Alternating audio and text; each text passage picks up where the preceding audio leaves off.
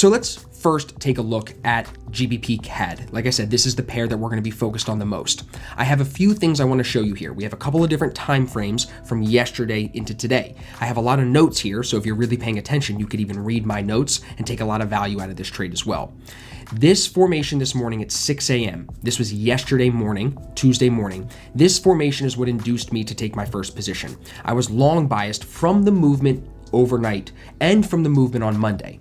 So yesterday, when we see this signal present, I decided to take a small position. I actually graded it only as a C setup, but the C setup did what a normal C setup does, and it went just about 1R and turned around. If you take a look here at the 1 minute, it went 1R into profit, turned right around and came down towards my stop loss. Now, because I managed C setups correctly, and I did yesterday, I moved my stop loss into profit when we closed most of the position at 1R. So when it came back down, it stopped me out in profit, so there was no loss. That was the first trade of the day, and I actually have the P&L right here I want to show you. So you can see the date here, 6/9. I thought that was funny, like the rapper, 6/9. And you can see I have the first open price here at 1.7048, 1.7045, right around there. That was this first position. The next position that I'm going to show you was about an hour and a half later. I actually left with Riley. We went for a walk at the park. It was beautiful. We went and did some yoga, and I came back and found this position here, back on the 15-minute, a few hours later, like I said. Now, here was that first entry signal. You can see it presents and pulls all the way back to retest the low of day set at the bottom of the Asian session. Look what happened when it came to that level overnight. It bounced right off it. Threw a pin to it a few hours before, bounced right off it. So if we're long biased overall and we're sticking in that trend, what do you think we're going to do naturally here when it hits that same support level? We're going to look to buy it. So we got the long signal there at about 7:17 in the morning. I ended up taking my position way later, like I said, because I was out on a walk. Here, this was closer to like 9:45 when I got back to the chart.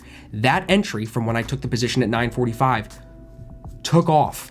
From the original position, about 90 pips. From my entry, about 50. And if you look at the P&L, you can see I grabbed a nice chunk of it out here at 28 pips, a nice chunk at 13, and then my highest exit price was about 46 pips in profit. So yesterday was a very solid day, over a 3% gain between the two positions. Now, I want to make it clear, you see multiple open prices, but in my head, in the way that we trade, these are two separate positions because I took these entries, I split my risk between a few entries in the morning on that first entry, and these open prices, it's really just one entry closed in three pieces. You can see the close price is different. So this is just two trades you're seeing right here on the P&L from yesterday. Now, I want to flip to the current chart before we go into today's trade.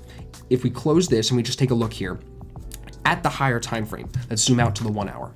You can see, and I'm going to actually close the TDI for now. You can see from the start of the week, which is right here, Monday, Tuesday, and then into Wednesday, price set its low on Monday and it's been moving higher ever since. To confirm that structure, we would use the EMAs and the TDI and the higher timeframes to see if that's the direction we should trade. Short term, the 200 and the 50, the white line and the blue line, they're telling me that we're more likely than not headed up towards the 800 EMA with price action. That was what it was telling me yesterday. That was why I was long biased. I was looking for this to come to the 800. 170, 130 was my take profit. That's what we hit today.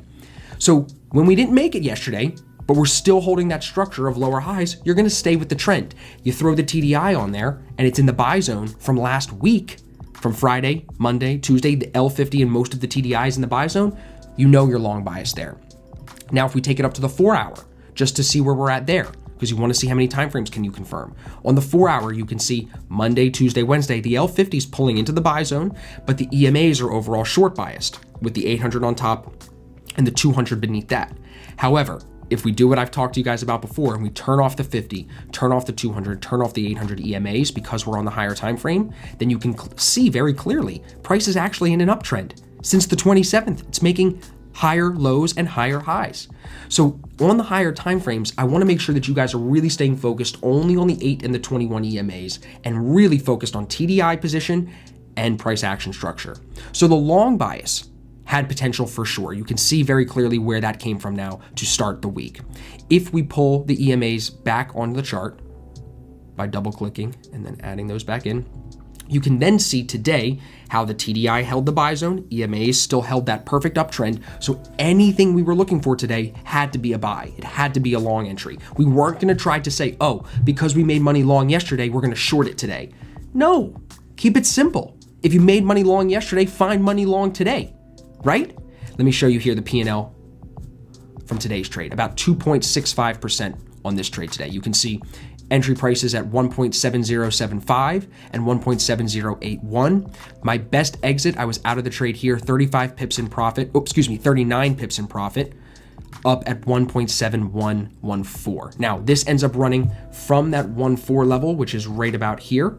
It ends up running a little bit higher, all the way up 26 pips more through yesterday's high set here, and it goes to 171.40. My ideal take profit was, like I said to you, 171.30 based on where the 800 EMA was yesterday. So right around here, you can see the price on the right side of the screen, 171.30 right there.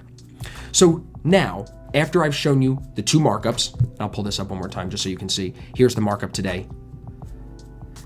I had a really great entry under the 50 EMA, and then we had our confirmation here at about 635, 640, and then from there it takes off about 66 pips from my entry. You can see first entry in here, second entry in here, stop was very, very tight, and it picked up right away for me. L50 held the buy zone, and then at about 2R, I closed 75% of the trade, as you saw on the P&L, and I let the rest of it rip, which ended up going about 5R, and then it came down and stopped me in profit on that small piece that I left in. But it was a really good trade either way. So now